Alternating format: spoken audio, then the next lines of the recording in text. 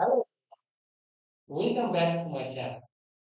In my previous lecture, I have discussed about Planck quantum theory. Planck quantum theory is very important to understand Niels Bohr atomic model. That's why I explained it before explaining Niels Bohr atomic model. In this lecture, I am going to discuss about Niels Bohr atomic model, or specifically the postulate of Niels Bohr atomic model. In 1913, Niels Bohr gave his atomic model. In his atomic model, Niels Bohr applied Planck's quantum theory. Actually, in his atomic model, Niels Bohr combined both the concept of Rutherford atomic model and Planck quantum theory.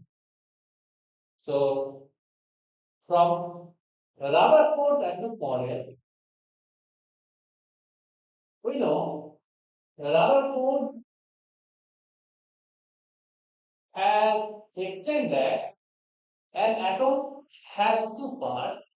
One is the central tiny region where all the positive charge of the atom exists. That means all the protons of the atom exist in the tiny small region inside the atom, which is the central part, right?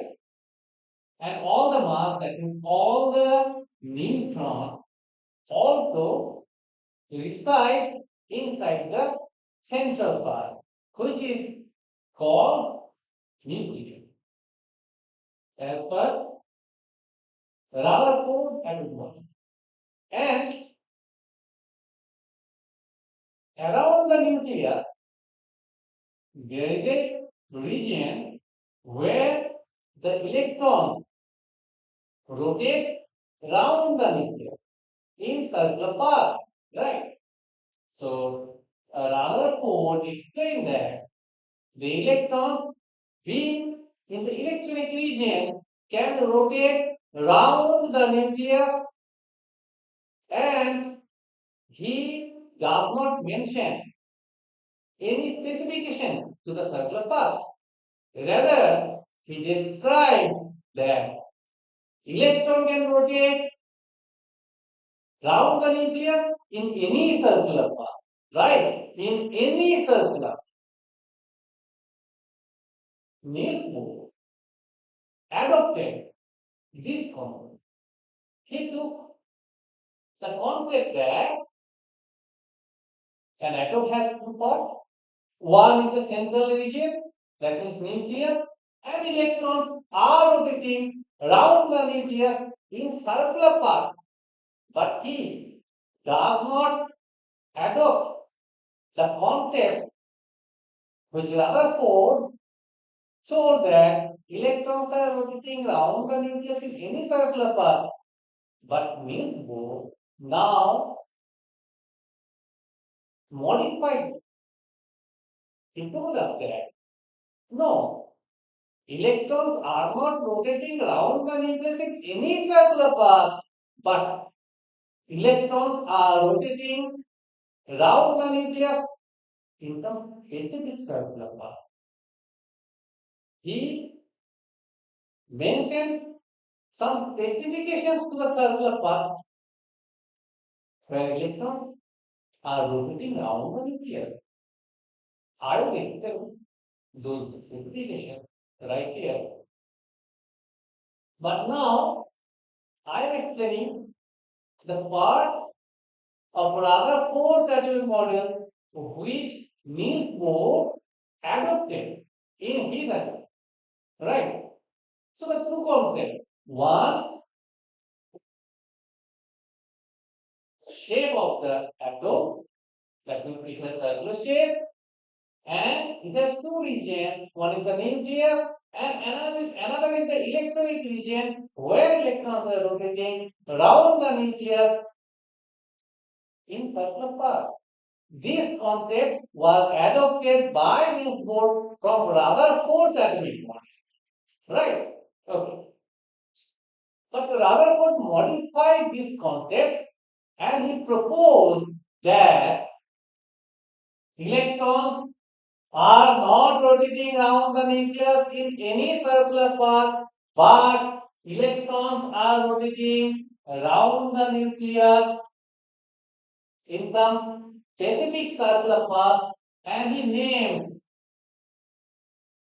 that circular path as K, L, M, L, like this. Right? So the first circular path, which is closest to the nucleus, is K. Then next circular path is L, then M, then N. Right? So he is saying in his atomic model that electrons are rotating around the nucleus in some specific circular path, and during their rotation, being in some specific circular path, electrons are not absorbing energy or releasing it. Right? So the circular path where electrons are rotating around the nucleus have some specific amount of energy. I will explain how Niels Bohr has described the mathematical formulation from where the length of the circular path or the radius of the circular path could be calculated, and the energy of the electron could also be calculated. Right? So now I am just explaining the postulates of Niels Bohr atomic model. So he explained that electrons are rotating around the nucleus in some specific circular path where electrons have specific amount of energy, specific amount of energy. That means the circular path where electrons are rotating around the nucleus has some specific amount of energy. Well, so far, Niels Bohr described electrons are rotating around the nucleus in some specific circular path, but through which circular path or in which circular path electrons can rotate. To mention that, Niels Bohr explained that electrons can rotate round the nucleus being in some circular path which has specific amount of energy and which has specific amount of angular momentum. That means electrons can rotate only in those circular paths where electron has specific amount of angular momentum. That means if the angular momentum of electron is LBR, then it must be h by 2 pi whole multiple of h by 2 pi. That means NBR is equal to nh by 2 pi. Right? So electrons can rotate only in those circular paths being where the electron angular momentum must have a integral multiple of h by 2 pi, where n is equal to 1, 2, 3, etc. Right?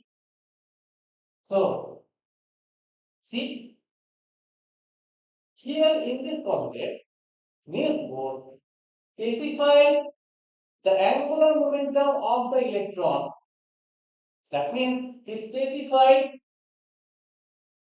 the energy or the angular momentum of the electron when it is rotating around the nucleus. Why it is rotating being in a specific circular path around the nucleus, right? So this concept came from the adoption of Planck's quantum.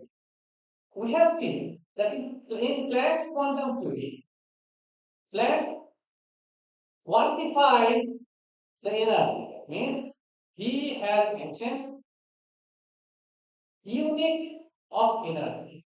He has mentioned that energy has a unit, and he has named that unit as quantum.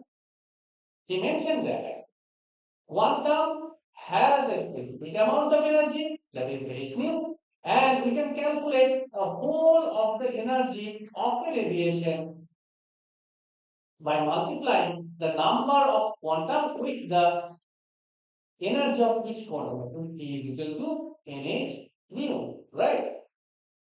So here you can see Neils Bohr specify the value of the angular momentum of the electron, right? So an electron, while moving around nucleus, being in fast orbit, the angular momentum is being h by 2 pi, while it is moving around nucleus, being in second orbit, then its angular momentum is being 2h by 2 pi, that means h by pi. So here, Neils Bohr, one time the angular momentum of the electron while it is moving around the nucleus being in the specific circular path, right? So this concept is known as quantization of angular momentum or Bohr quantization of angular momentum, right? So this is very important point. So at first he described that electrons are rotating around the nucleus in some specific circular path. Those circular paths have specific amount of energy, and electron can rotate only in those circular paths being where the angular momentum of the electron becomes whole number multiple of h by 2 pi. Right? So this is a very important point of Neils Bohr at this point. Then we explain that why electrons are rotating around the nucleus, being in some specific circular path, electrons are not releasing or absorbing energy. But when electrons jump from lower orbit to higher orbit, like when electrons come from K to L, or in a higher orbit to lower orbit, like from M to L, in both cases, electron would either emit energy or absorb. Why electrons come from lower orbit to higher orbit, like from K to L, in that case, electron would absorb energy. But when electron is coming from higher orbit, like N, to the lower orbit, like L, then electron would emit energy. Right? So there is a energy difference between orbit. That's why electrons need energy to jump from lower orbit to higher orbit, as the lower orbit has lower energy and the higher orbit has higher energy. Right? So the energy state or the circular path or the stationary orbit, the path where electrons are rotating around the nucleus and have specific amount of energy, and the electron has specific amount of angular momentum. Each orbit or each circular path are called stationary path or stationary orbit, right?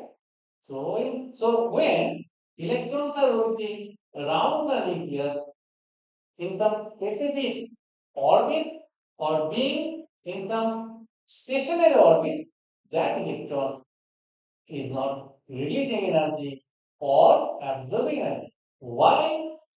It wants to jump from lower orbit to higher orbit, it would absorb energy, while it wants to jump from higher orbit to lower orbit, it would emit energy. Right? So each circular path has specific amount of energy, and the circular path or the stationary orbit which is closest to the nucleus, Neils Bohr specify that orbit as ground state.